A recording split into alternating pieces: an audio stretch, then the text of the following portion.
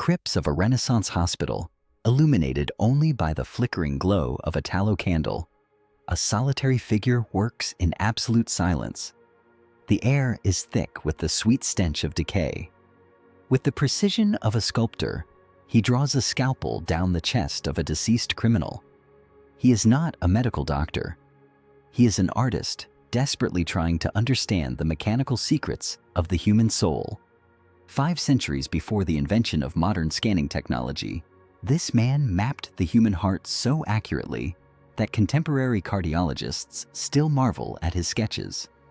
His name has become synonymous with genius, yet he considered himself a failure on his deathbed. He designed helicopters in the 15th century, bought caged birds simply to set them free, and painted the most famous portrait in human history. This is the astonishing and utterly restless life of the ultimate Renaissance man, Leonardo da Vinci. Born in the spring of 1452 in the Tuscan hills near Vinci, Leonardo entered the world with an immediate disadvantage. He was the illegitimate son of a wealthy Florentine legal notary and an orphan peasant girl. Because of his illegitimate status, he was barred from attending the esteemed universities of the era and forbidden from joining the guilds of doctors or lawyers. History would quickly prove this apparent curse to be his greatest blessing. Free from the rigid constraints of formal academic instruction, which relied heavily on unquestioned religious doctrine, the young boy was left to educate himself. His teacher became the natural world. He spent his days roaming the vibrant countryside, meticulously observing the flight patterns of hawks, the swirling eddies of river water, and the intricate geometry of blooming flowers. He developed an unquenchable curiosity that would drive him for the rest of his 70 years. Recognizing his son's undeniable talent for drawing, his father secured him an apprenticeship in the bustling Florentine workshop of Andrea del Verrocchio, one of the most prominent artists of the day. It was here that the young prodigy learned the alchemy of mixing paints, the metallurgy of casting bronze, and the delicate mathematics of perspective. A famous legend perfectly encapsulates his rapid ascent. Verrocchio tasked his young pupil with painting a single angel in the corner of his masterpiece, depicting the baptism of Christ. When the master returned and saw the supreme radiant beauty of the angel his apprentice had rendered, possessing a lifelike luminosity, Verrocchio supposedly set down his brush and vowed never to paint again. The student had completely eclipsed the master. As he grew older, his mind expanded far beyond the canvas. He began to carry a small leather-bound notebook tied to his belt wherever he went. Over his lifetime, he filled thousands of pages with a chaotic, brilliant explosion of ideas. These codices contain everything from grocery lists and financial complaints to complex hydraulic engineering designs. Curiously, he wrote everything backward, from right to left, in a script that could only be read when held up to a mirror. While some speculate this was a paranoid attempt to hide his groundbreaking ideas from intellectual thieves, the practical truth is likely much simpler. As a left-handed man writing with wet ink, pulling the pen from right to left prevented his hand from smudging his own brilliant thoughts. Seeking greater financial stability, the artist drafted a remarkably audacious resume to the ruthless Duke of Milan. Fascinatingly, in this letter, he barely mentioned his painting. Instead, he pitched himself as a fearsome military engineer. He promised the Duke terrifying weapons of war that seemed pulled directly from a science fiction novel. He designed a massive armored tank shaped like a turtle shell, meant to be powered by men turning cranks inside, armed with cannons pointing in every direction. He sketched a rapid-fire weapon featuring multiple barrels, the conceptual ancestor of the machine gun.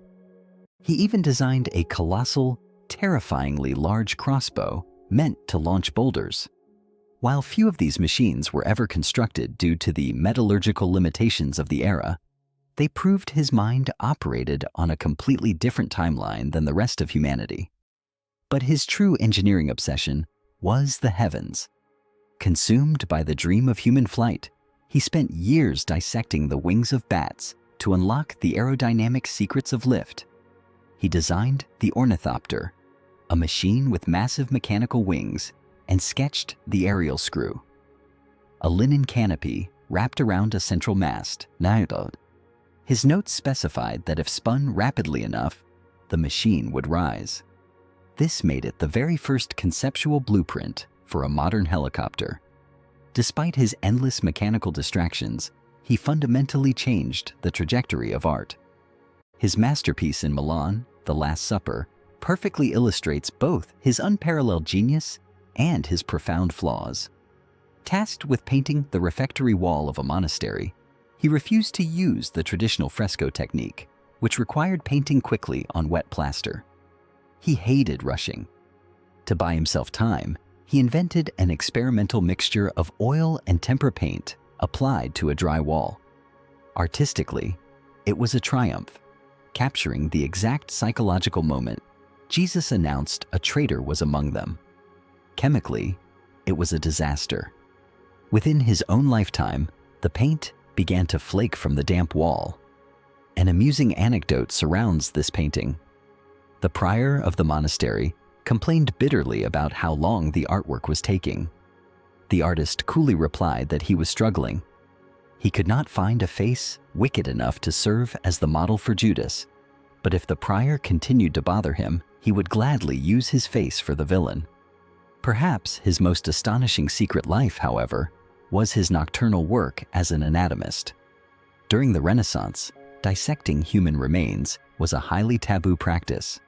Yet, driven by an absolute need to understand the machinery beneath the skin, he spent countless nights in the freezing morgues of hospitals. He dissected over 30 human bodies, sawing through bone and peeling back muscle fibers. He was the first human being to accurately depict the human spine.